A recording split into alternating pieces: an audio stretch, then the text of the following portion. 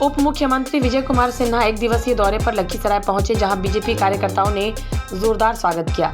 इसके बाद उप मुख्यमंत्री बीजेपी प्रधान कार्यालय में आयोजित जन कल्याण संवाद कार्यक्रम में शामिल हुए। इस दौरान बड़ी संख्या में पहुंचे कार्यकर्ताओं की फरियाद को सुना और समाधान को लेकर अधिकारियों को निर्देश दिए। वहीं झारखंड चुनाव में बीजेपी की हार के सवाल पर कहा कि झारखंड चुनाव में बीजेपी ने जिस घुसपैठियों की बात किया, विपक्ष ने उसे तुष्टीकरण में बदल दिया, लेकिन देर सवेर झारखंड की जनता को इस बात का एहसास होगा। उन्होंने कहा कि झारखंड में बीजेपी मजबूत विपक्ष की भूमिका निभाएगा। उन्होंने कहा कि आने वाले समय में बीजेपी झारखंड में और मजबूत होकर उभरेगा। देखिए, झारखंड चुनाव, बंगाल की चुनाव और केरला की चुनाव एक विशेष मुद्दा पर आधारित राजनीति की ओर कदम बढ़ा दिया है। भारतीय जनता पार्टी जिस घुसपैठिए की बात किया, लोगों ने उसके तुष्टीकरण की राजनीति किया,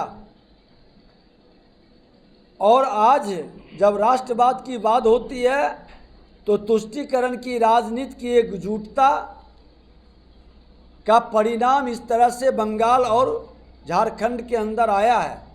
जनता के जनादेश को हम स्वीकार करते हैं, लेकिन एक सशक्त और मजबूत विपक्ष सत्ता के लिए नहीं, राष्ट्र के लिए संघर्ष करते रहेंगे। सत्ता की लोलुपता में तात्कालिक मुद्दों को उछालकर हम आ सकते हैं, लेकिन राष्ट्रवाद के मुद्दे से हम मुंह नहीं फेर सकते। इसलिए हमारी तात्कालिक हार जरूर हुई है, लेकिन वही राष्ट्रवाद के मुद्दा पर हमें महाराष्ट्र में भारी जीत मिली है, और ये जीत झारखंड के लोगों को भी एक नया अनुभव दिया है। ये देर सवेर वहाँ के लोग इस बात को समझेंगे।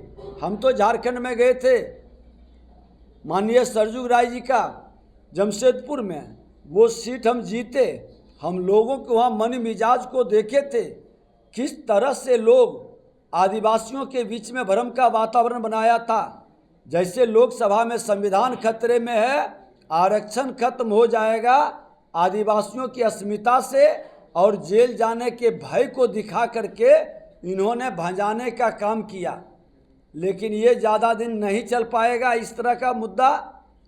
जब सत्य को जानेंगे तो बिहार के अंदर जैसे उपचुनाव में हम लोग जीते हैं, उत्तर प्रदेश में जीते हैं, झारखंड में भी हमारी बड़ी जीत होगी आने वाले दिन में।